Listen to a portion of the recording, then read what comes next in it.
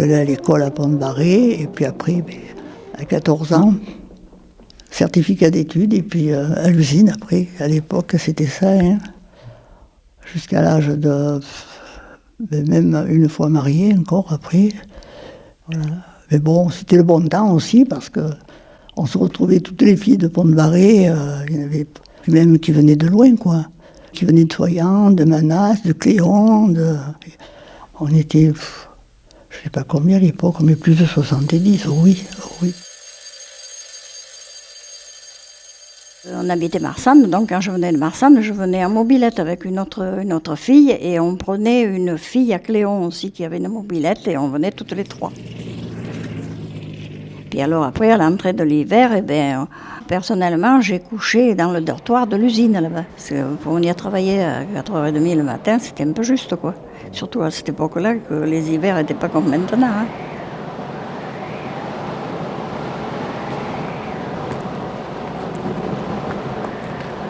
C'est là qu'il était, le dortoir. Là, donc, c'était un couloir, on rentrait par cette porte et nous, on descendait 2 escaliers, on habitait dessous, il y avait deux pièces. Là, il y avait une vieille cuisine et en bas, il y avait encore un logement, là où habitait la contre-maîtresse de l'usine. Elle s'appelait Madame Laurent. Et il ne fallait pas déroger, j'avais la permission quand je couchais là de rentrer à 9h et c'était pas 9h05. C'est comme je fréquentais mon mari, le soir on allait promener un petit peu, mais il ne fallait pas déroger. Hein. À 9h elle était là et elle bouclait la porte. Hein. Après c'était fermé. Il y avait 2 usines qui tournaient à l'époque, hein. La grande et puis la petite usine. Il y avait des machines qui étaient au sous-sol, puis il y avait un plancher, on appelait ça les planchons, quoi, et des métiers qui étaient encore au-dessus, là. Et puis quand ils ont fait les transformations, qu'ils ont agrandi, il y avait une entreprise du Teil qui venait, et c'est vrai qu'il y avait beaucoup de jeunes qui travaillaient, là. Ils avaient mis des planches, quoi, pour barricader, parce que l'usine tournait quand même, et donc on les regardait travailler à travers les planches. Et l'autre regardait de l'autre côté pour voir si on voyait arriver le contremaître, parce que quand on le voyait arriver, chacune regardait vite sa place, et puis... Il fallait surtout travailler, pas trop parler, mais sinon, bon, il y avait une belle ambiance. Non, c'était bien, parce qu'on était jeunes, quoi.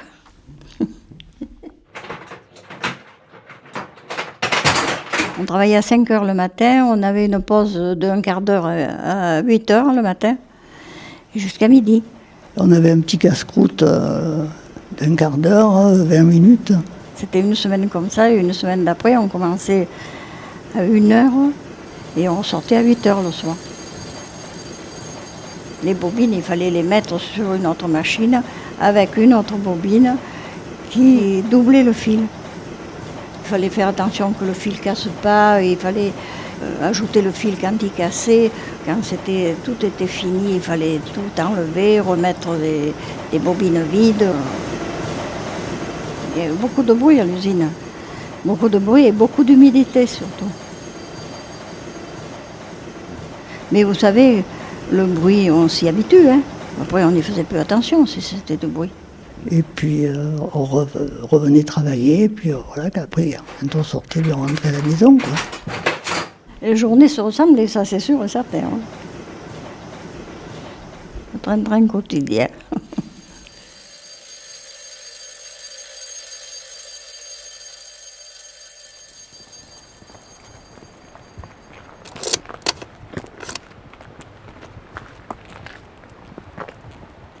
Ça a apporté beaucoup. Il est certain que ce soit l'épicerie, le bar, le petit casino là, sur la place, qu'ils travaillaient tous à l'époque. Hein.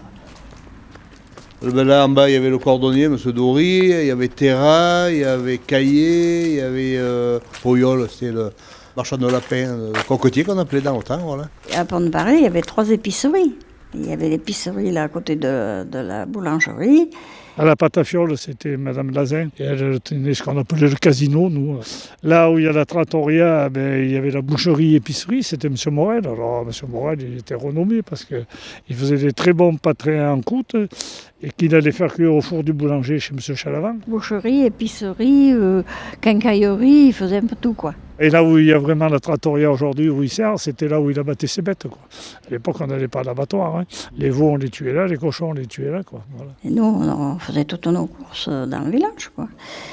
Et là, vous savez, à cette époque-là, on n'allait pas dans les supermarchés parce qu'ils n'existaient pas. Là, c'était le bureau de tabac. Et quand on voulait téléphoner au médecin, il fallait venir téléphoner là. C'était le seul téléphone de Pont-de-Barré. Donc c'est des gens qui faisaient des acquis, les laissaient passer pour la vendange, pour distiller, pour les graines. Donc ça se faisait chez lui. Voilà. Monsieur Rigaud. Le médecin, il venait une fois par semaine. Donc il venait là et il prenait tout le nom des gens qui s'étaient inscrits. Voilà, et il allait chez eux. Là, il y avait un forgeron. Et donc la ferme, c'était là. Donc on rentrait par le portail là-bas. Il y avait des vaches dans le village, hein, au milieu du village. Là. Et donc tous les gens venaient chercher leur lait avec des casseroles, des pot-au-lait ou des bouteilles. Souvent c'était des bouteilles en verre. Ouais. Et là, il y avait le lavoir, il y avait un grand lavoir là. On n'aurait jamais dû écraser ce lavoir, il était super chouette. Il y avait les hommes qui allaient au lavoir aussi? Oh, les hommes, bien sûrement pas. Ils étaient au champ, ils étaient avec leurs bêtes, ils étaient, je sais pas, mais dans le temps, les hommes, ils s'occupaient pas des ménages ni rien. Mais... Et il y avait autant de voitures? Autant de voitures, non. Non, il n'y avait pas autant de voitures, ça c'est sûr. Quand ils voulaient descendre dans la ville, il y avait un car qui partait le matin et qui revenait le soir, et puis voilà, quand ils allaient faire leurs courses à Montélimar, quoi. Là, il y avait une pompe à essence où il fallait pomper comme ça avec les bras. Il y avait 2 bidons de 5 litres, alors on pompait comme ça, quand c'était plein tac, ça retombait, et ainsi de suite.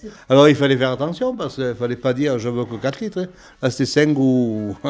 Et après, la pompe à essence, c'est chez Borel, donc, qui avait le bar, ils l'ont mise là devant chez moi.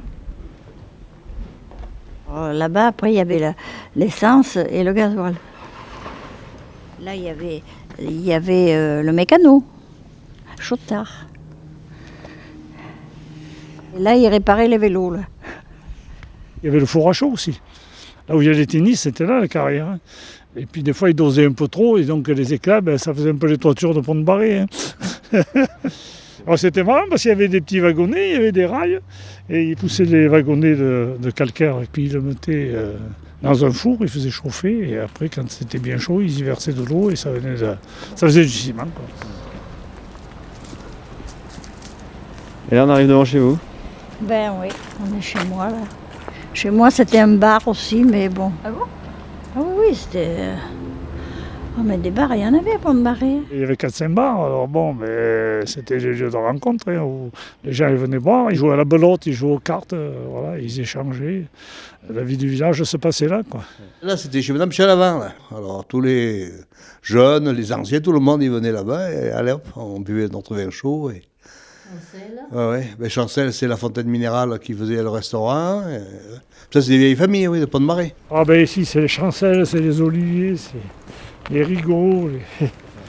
Et puis l'information, elle ne passait pas par des moyens que vous avez, vous.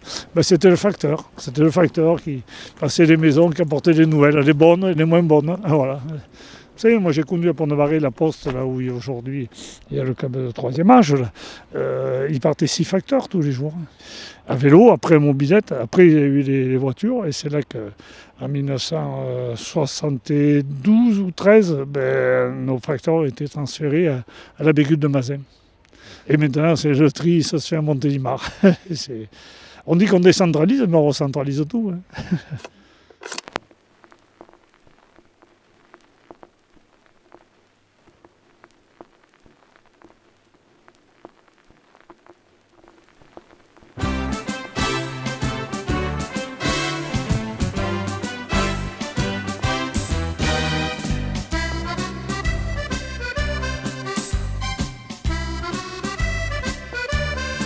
La fête du village, c'était sur la place, hein, on faisait un chapiteau tout en buis. Et bon, il y avait un peu des forêts, mais des petits forêts, hein, le tir à la carabine, le machin des poissons, ouais. La traditionnelle vogue du mois de septembre. Hein. Du mois de septembre, oui. Et là, il y avait tout le monde, on était nombreux, et on habillait tous les piquets en buis. Il y avait une grosse perche au centre de la place, à Pont-de-Barré. Et à la cime, on y mettait un drapeau, puis on faisait le parapluie. C'était magnifique, quoi. C'était ça le chapiteau qu'on appelait. Ça, c'est tout fait en buis. Donc les anciens, ils avaient un tracteur et une remorque, ils allaient dans les bois, ils coupaient des buis. Et nous, tous les gens, tout ça, on coupait les bouts de buis, puis on tendait des cordes, et après on les entortillait avec des petits fils de fer, et puis ça faisait des guirlandes, et on pendait ça avec les lumières. C'était sympa parce que il fallait aller couper le buis, il fallait faire le mât, alors on faisait vraiment le parapluie, comme une toile de cirque. C'était agréable parce que tout le monde était copain, tout le monde était... voilà. Puis Saint-Martin venait beaucoup, un peu de tous les villages. Hein. Alors, à Pont-de-Barré, il y avait beaucoup de filles, et à Puy-Saint-Martin, beaucoup de garçons. Et puis à l'époque, c'est vrai que bon, toutes les filles étaient... on était jeunes, tout ça, et puis... C'est que les mamans, elles venaient sur le bord du bal, elles étaient toutes assises sur un banc, et puis... on surveillait, hein. Ah ben, elles étaient sur le banc, elles surveillaient, hein. Faut la surveiller après. Mais bon, Pont-de-Barré, il y avait quand même beaucoup de jeunesse à l'époque, hein. On a dansé, les personnes âgées, elles dansaient. Les gens à l'époque, c'était des danseurs. Le quadrille, on l'avait dansé, oui, ben c'est monsieur le curé qui nous avait... on l'avait fait avec lui, et puis la jeune dame qui était danseuse à l'époque, professionnelle, et qui nous entraînait, puis on avait les robes qui allaient avec, hein. Bon, c'était rigolo parce qu'on essayait de faire au mieux, mais on n'était pas de métier, alors on avait des fois des postures un peu... C'était un peu rigolo, quoi. Mais c'était les filles du village, hein, et tout à peu près du même âge, quoi. 17 ou 18 ans, je sais pas. À l'époque aussi, il y avait l'abbé Catherine qui nous faisait faire des pièces de théâtre. On faisait des kermesses. Un curé très moderne qui est arrivé et ça a surpris un peu les gens parce que pour la vogue, il descendait avec son appareil photo de sa cure à côté de l'église et puis il prenait les gens en photo. Jamais personne n'avait vu ça dans le village. Il y a des croyantes qui n'étaient pas toujours... Quand il nous faisait le catéchisme, eh bien on sortait et on allait faire des batailles de boules de neige avec lui. Alors c'est vous dire comme il était vraiment dynamique et... Là, il y avait le curé Catherine. Et chaque fois qu'il y avait des trucs comme ça, il venait avec son appareil à photo, il prenait des photos, et puis après il faisait des diapositives, et puis dans l'hiver, il plaçait toutes ces diapositives. Alors, tel soir, on était une 60-70 personnes là-bas, à la salle des fêtes, il y avait les sièges, tout ça, et on regardait les... Alors il l'expliquait, lui, voilà. Alors là, on est chez Hubert, là, on est là, il tue le cochon, là, il fait les boudins, là, C'était un curé d'avant-garde. Donc il animait bien le village. Alors il prenait les gens quand ils étaient en train de travailler, tout ça, à part surprise et tout ça. Et il s'occupait d'équipes de foot aussi. C'était un très bon vivant, quoi. Ouais. Et une bonne partie des filles qui se mariaient venaient les prendre en photo. On se mariait à la mairie de Pont-de-Barré, à l'église de Pont-de-Barré, celle qui se mariait à l'église. Après, les mariages, ils se faisaient entre les gens de Puy-Saint-Martin, Pont-de-Barré, Charolles, Soyans, quoi. C'était 15 km autour, 10 km autour, mais pas plus. Et puis après, il avait installé le cinéma dans la salle des fêtes. Et notre sortie du dimanche, c'était aller au cinéma à la salle des fêtes, quoi. Et il y avait la convivialité, les gens étaient contents. Il ne fallait pas grand-chose pour que les gens soient contents. Ouais. C'est inoubliable. Pour l'ambiance et puis pour tout, quoi. On appréciait tout.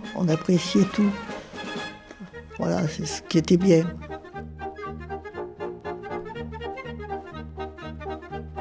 Monsieur Guiga, il avait son âne lui aussi et sa charrette. Il faisait pareil. Quand il traversait le village, l'abbé Catherine, il prenait des photos. Des ânes, il y en avait beaucoup aussi, des ânes ou des mulets. Oui, il y en a toujours des ânes, mais bon, ils n'ont plus que 2 pattes.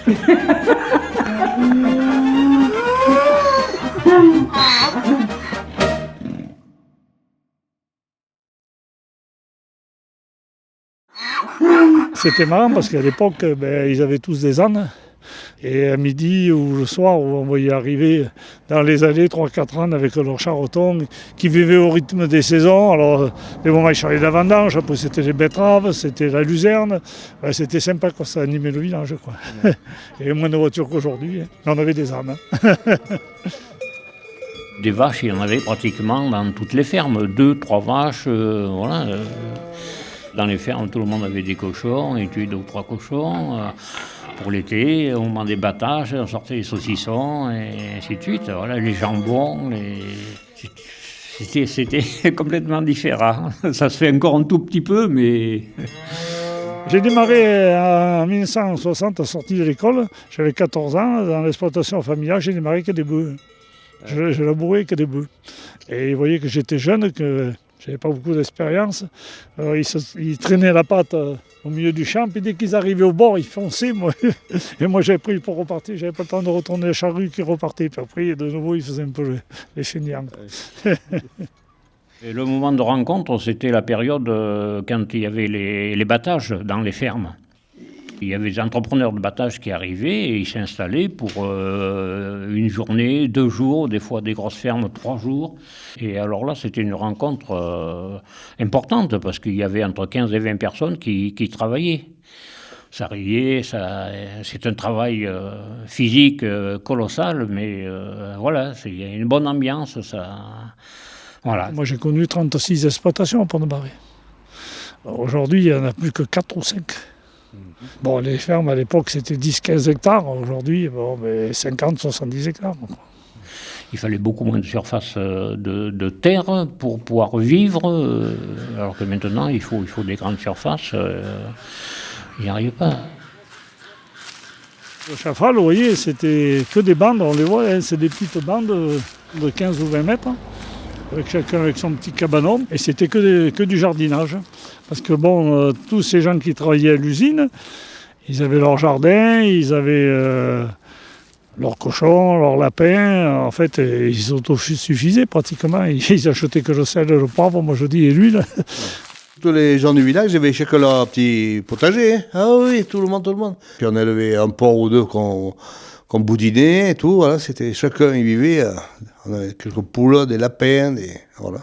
Puis ils avaient leur vigne, alors ils faisaient leur vin. Ils faisaient le vin. Tous ces versants où il y a les maisons, là, tout le long, c'était que des vignes. Là. Et derrière, là où il y a les pins, c'était tout travaillé aussi, c'était des vignes. La propriété chancelle qu'on appelle les îles. Moi, j'ai connu sans un pain. Hein. Ils se sont ensemencés tout seuls. Ouais, donc là, c'était tout travaillé, hein. C'était que des vignes. Ils travaillaient à la main. Hein. Tous les agriculteurs avaient un demi-hectare, 1 hectare de vignes, ou voire plus. Et c'était la période des vendanges où tout le monde se rassemblait, donc, et chacun faisait son vin. Quand on savait que quelqu'un il faisait son vin, les voisins ils allaient voir, lui aider. Alors l'autre, c'était un soir là, puis l'autre soir là-bas, l'autre, il savait, c'est comme quand... on tuait le cochon, hein, et là, les gens ils disaient « Ah ben tiens, aujourd'hui on tue le cochon chez... on va lui aider, allez, voilà, on s'aidait tous. » Ouais. Chacun avait sa cave, faisait son vin, mais il s'entraidait pour presser le raisin. Mais après, quand il tirait le vin, alors viens goûter mon vin, et puis ça finissait qu'il y en a qui... Même si c'était un peu de la piquette, à la fin de la journée, des fois, la tête chauffait un petit peu, quoi. Alors après, les histoires, elles étaient de plus en plus grandes, quoi. Et puis après, il y avait le pressoir qui venait à domicile pour essayer de bien presser la grappe. Et après, donc, cette grappe, il a distillé. Et après, ça se distillait avec l'alambic qui venait dans le cœur du village. L'alambic venait et chacun à leur tour, sur rendez-vous, ils venaient faire distiller, avoir ce qu'on appelle l'agnole, quoi, voilà. Alors là, c'était pas de goûter le vin, là, c'était goûte magnole. Et nous, les enfants, on allait voir, et ils nous faisaient boire un peu d'eau de vie. On crachait plutôt que ce qu'on avalait, mais ça brûlait un petit peu, quoi. Et alors ça nourrissait les rats d'enroubion, parce qu'après la grappe, il a jeté l'enroubion par-dessus le mur. Il y avait des beaux rats qui promenaient. Parce qu'en plus, il n'y avait pas des égouts, à l'époque, c'était tout rejeté dans le roubion, quoi. Voilà, il était riche, le roubion.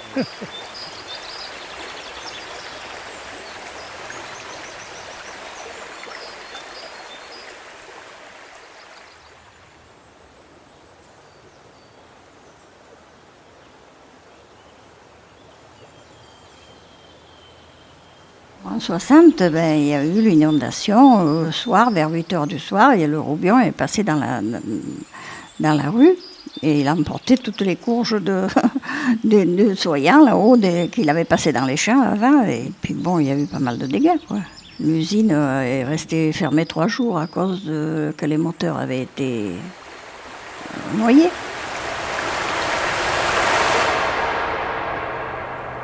On était là dans cette épicerie, le monsieur il s'affairait pour protéger son magasin là.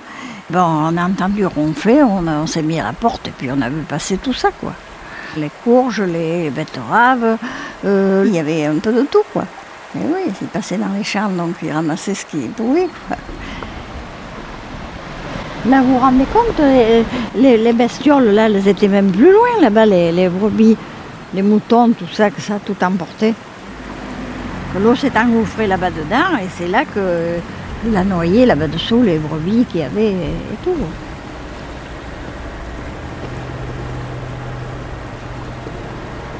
Le Roubion était gros là et il couvrait tout là. Il passait même par-dessus ce mur là.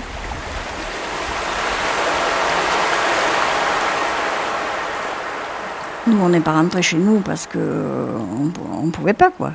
Il y avait trop d'eau. Je sais que le lendemain, il y avait un beau soleil. À l'usine, les hommes étaient retournés à l'usine parce qu'il fallait nettoyer tous les moteurs, tout ça. Et, on a repris notre train-train quotidien. Et puis voilà, quoi.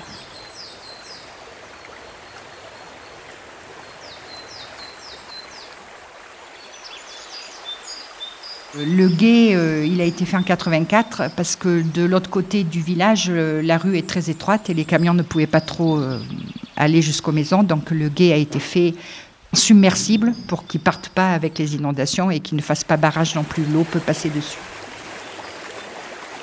Donc l'inauguration du gué a été faite avec les élus locaux et les enfants de l'école qui sont venus et ils ont dansé sur le gué pour l'inaugurer. Donc il y avait Robert Palluel, le maire, Madame Chancel, qui avait pris la suite de son mari. Et donc là, Madame Chancel était là en tant que conseillère générale de Bourdeaux, je pense. Et puis devant, il y avait Monsieur Pic. Et il y avait aussi Monsieur Raspail, qui était conseiller général à Dieulefit. Et il aimait beaucoup chanter ou dire des histoires en provençal. Donc chaque fois qu'il était invité, on lui disait « Est-ce que vous avez une chanson à nous chanter ?» Il était tout content. I paesans sont matinés, fanfare regatado, n'empreno son panier, des pains et des salades. Tout autour, il y a la population et les enfants de l'école. Et donc c'est un lieu de passage. Dès qu'il pleut beaucoup, les gens s'arrêtent au quai pour regarder où en est le Roubion. S'il passe dessus, s'il passe dessous, si on peut traverser. Est-ce que hier soir il était monté? Il a dû pleuvoir vers Bourdeaux. Donc c'est un bon sujet de discussion. Il n'y a pas tant longtemps que ça qu'il sèche l'été. Il y a peut-être longtemps, j'en sais rien, il y a peut-être 10 ans, 15 ans. Le temps passe tellement vite. Et quand est-ce qu'il va s'arrêter? L'année d'avant, il s'est arrêté au mois de juin. Cette année, il s'est arrêté en juillet. Parce qu'il pleut moins, parce que les gens, d'abord, ils prennent l'eau là-haut, plus haut. Puis ils s'infiltrent aussi. Ils s'infiltrent. Pourquoi ils s'infiltrent? Moi, j'en sais rien. Alors il y en a qui disent qu'ils sont à Vivier. C'est qu'on entendait des bribes, quoi. Ce qui peut être vrai, mais ça veut dire qu'ils passent sous le Rhône. On est bien parti pour qu'il sèche de plus en plus. Il n'y avait pas de douche, il y avait très peu de sanitaires. Donc on a capté toutes les sources. Et aujourd'hui, par contre, dans le Roubion, il y avait beaucoup d'ouvrages et là, depuis 3-4 ans, ils les ont enlevés. Il ne fallait pas faire cette retenue parce qu'on allait être inondés. Et donc il y avait les partisans. Ils disaient tout, ils disaient rien, quoi. Ils discutaient, moi je... Ceux qui étaient opposés. J'étais pas... Une rivière, c'est vivant, hein. Forcément, c'est toujours à cause de l'autre. Là, ça discutait parce que là-haut, si... Ça a des assecs, ça a des temps de turbulence, il faut vivre avec. Est-ce que les anciens avaient raison de les mettre? Est-ce que les anciens avaient tort? C'est une grosse question. Mais c'est sûr que la solution du quai a été une bonne solution pour désencaver de la rive droite du Roubion.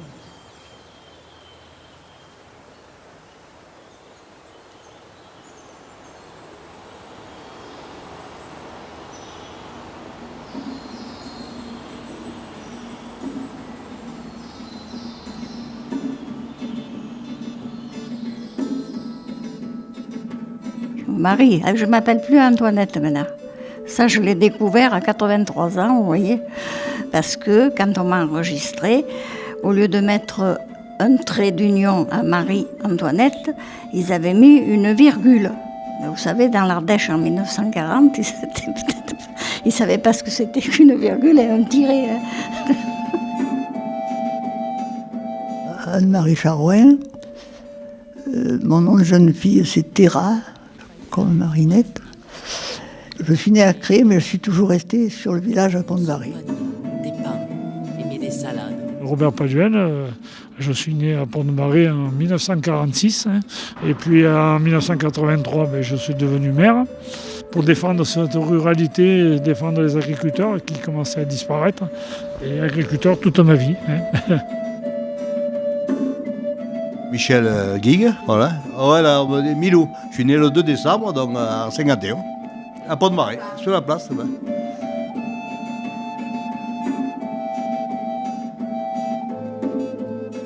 Max Charouin, je suis d'une famille de la campagne de Pont-de-Barry depuis ma naissance. Brigitte Boucher, je suis née en 1956 et je suis arrivée à l'école de Pont-de-Barry en 1979. Et j'y suis restée 35 ans, jusqu'à ma retraite.